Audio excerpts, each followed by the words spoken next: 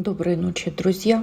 Сегодня я провожу бескровное жертвоприношение, обращаюсь к славянским богам, в частности к богу Семарглу. Сейчас у нас идет русалья неделя, так называемая, которая началась 8 июня и заканчивается 14. Это дни силы, как раз дни, когда обращаются к славянскому богу Семарглу и к другим богам. Но Семаргл особенно эти дни почитаем, и бескровные жертвоприношения, они позволяют гармонизировать свою жизнь, устранить какой-то дисбаланс энергий, когда мы обращаемся к высшим силам, просим у них помочь в какой-то магической работе или обращаемся с какими-то своими просьбами, и Вселенная нам это дает, и Вселенная подстраивает, выстраивает цепочку событий для того, чтобы у нас что-то получилось или получилось наилучшим образом, даже так, как мы не думали. Даже если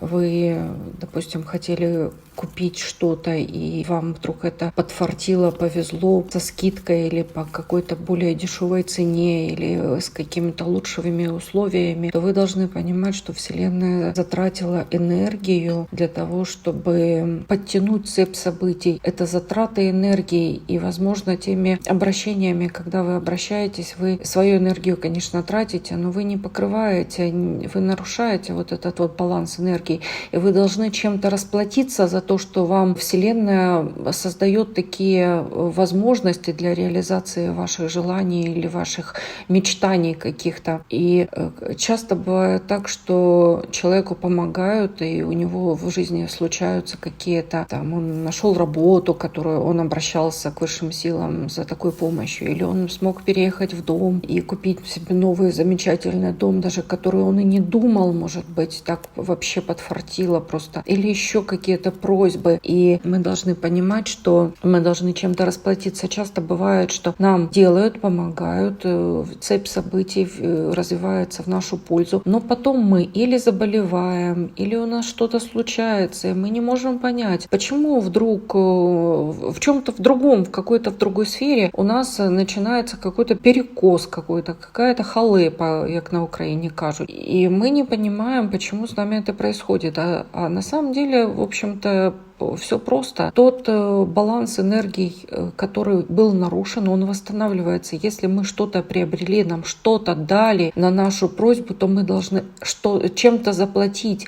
И мы платим как раз тем, что или мы заболели, или у нас что-то сломалось, или какая-то аварийная ситуация, там, не дай бог, или там мы теряем деньгами. И лучше всего обращаться как раз, когда мы просим и обращаемся, то, во-первых, магия всегда оплачивается. Именно поэтому люди, которые обращаются к целителям и к ведьмам, они должны понимать, что они должны заплатить, потому что это та энергия, которая восполняет результат желаемый. Вот. А когда мы обращаемся мастера, то мы тоже должны понимать, что мы тоже платим, мы тоже должны платить. И для того, чтобы свою энергию восстанавливать и восстанавливать нарушенный баланс, отдавать что-то за то, что нам Вселенная дает, то мы проводим вот такие бескровные жертвоприношения. Лучше всего, если это будет, если вы в частном доме, если вы имеете возможность сделать это на улице или где-то, так, чтобы, естественно, не натворить пожара, то прямо разводить огонь. Вот у меня такой есть прямо алтарь, специально сделанный из кирпича. На него я кладу, в него закладываю внутрь дрова. Это тоже являются элементами жертвоприношения. То, чем мы кормим богов, какую энергию мы им отдаем. Еще по приношению бескровному можно отнести, допустим, мука, зерно, хлеб, любые продукты, овощи, печенье, конфеты. Все, что вы захотите. Это не значит, что же какие-то изыски. Это просто какие-то натуральные продукты, которые посредством сгорания в огне, они поднимаются, боги питаются этой энергией. энергией. И когда мы проводим бескровное жертвоприношение, то мы отдаем благодарность и энергию этих продуктов, энергию этого ритуального костра мы отдаем богам, к которым мы обращаемся. И сегодня я обращаюсь к Семарглу, это бог огня и огненных жертвоприношений, сын Сварога. Его даже часто называют Семаргл Сварогович. Согласно преданиям, после того, как Сварог ударил магическим молотом о камень Алатырь, высеклись искры, и из разгоревшегося пламени предстал огненный бог Семаргл. Он такое божество, которое восседает на огромном золотогривом коне, такой серебристой масти, и где бы он ни появлялся, где бы он ни проехал, этот бог, он оставляет выжженный след. Когда мы жжем костер, то густой черный дым как раз есть предвестником появления бога Семаргла. Символом его является священный крылатый пес, в облике которого также может этот бог появляться. Вообще, еще до христианства древние люди поклонялись древним богам. И в Киеве стояли на Подоле идолы Велеса, и Перуна, и Стребога, и Семаргла. И люди почитали богов, поклонялись. Это потом уже позже христианство вытеснило, каленым железом убирало из умов и сердец людей почитание этих богов. Но сейчас очень много в мире меняется, и сменились эпохи, и пришла эра Водолея, ушла эра рыб. Рыбы являются, как вы знаете, символом христианства.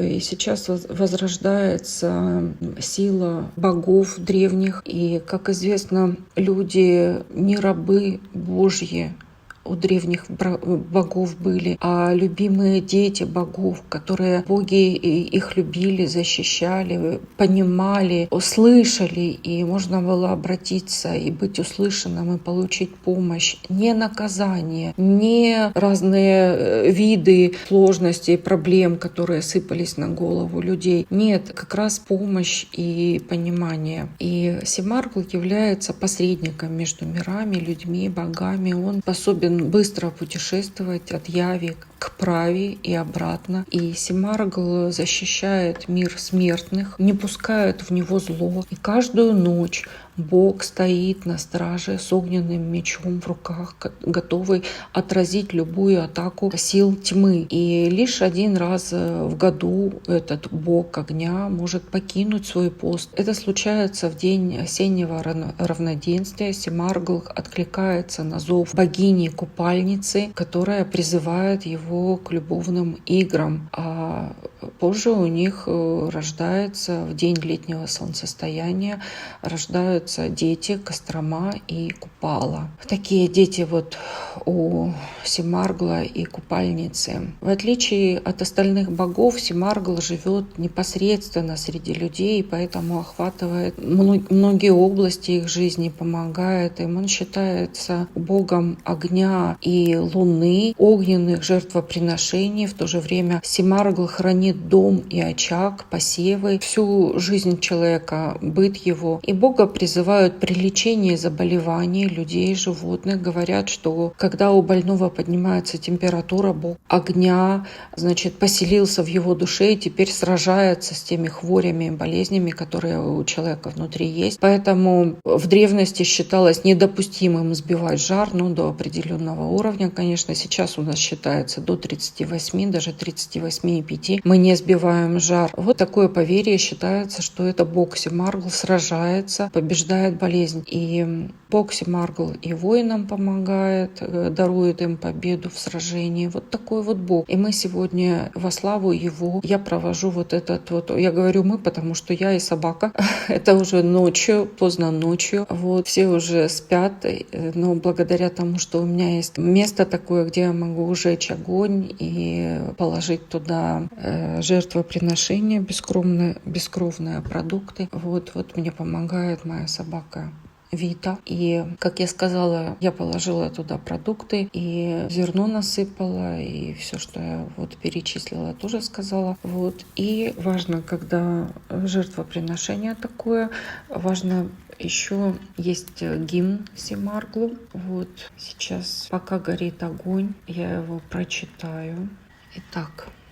К Семарглу взываю я, к Семарглу взываю я, к Семарглу взываю я, о несущий пламя в ладони, в правой руке твоей кнут, твой рот широко открыт, твой желудок не имеет дна, о всепожирающее пламя, о всеочищающий огонь.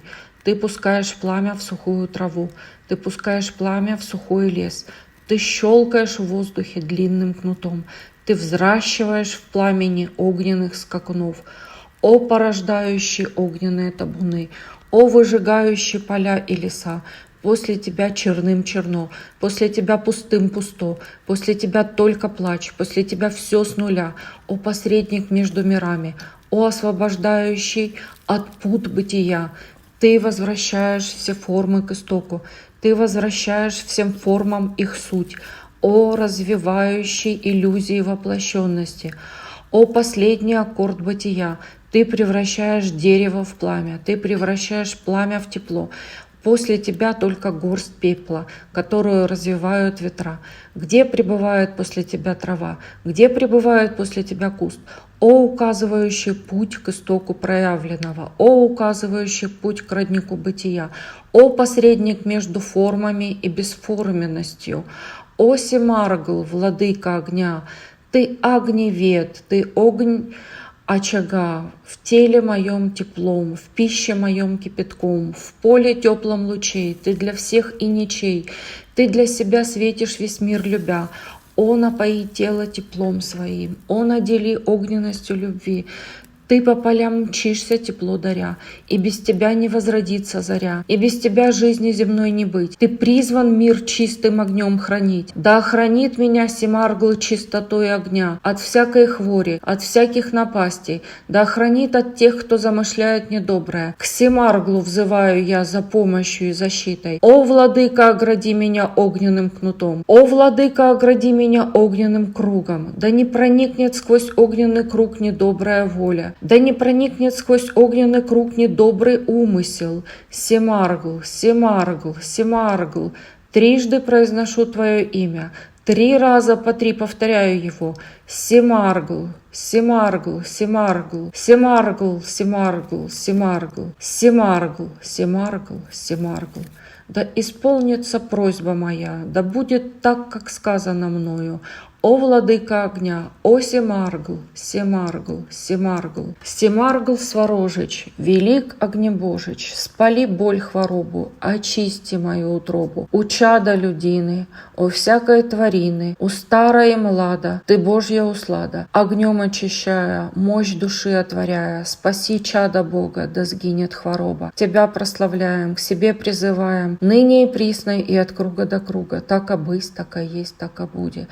Семаргл Сварожич, велик огнебожич, спаси боль хворобу, очисти утробу, у чада людины, у всякой тварины, у старой млада, ты Божья услада, огнем очищая, мощь души отворяя, спаси чада Бога, да сгинет хвороба. Тебя прославляем, к себе призываем, ныне и присно от круга до круга, так и быть, так и есть, и так и будет. Семаргл Сварожич, великий огнебожич, спали боль хворобу, очисти утробу, у чада людини, у всякой тварини, у старой млада, ты Божья услада, огнем очищая, мощь души отворяя, спаси чада Бога, да сгинет хвороба. Тебя прославляем, к себе призываем, ныне и присно от круга до круга, так и быть, так и есть, и так и будет.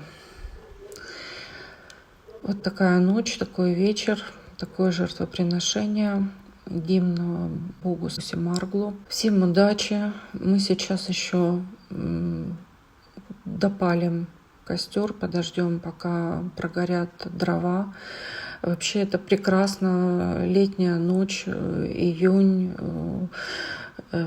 тихая украинская ночь, как писал Гоголь, и только звезды на небе, и мы с собакой, и этот прекрасный огонь,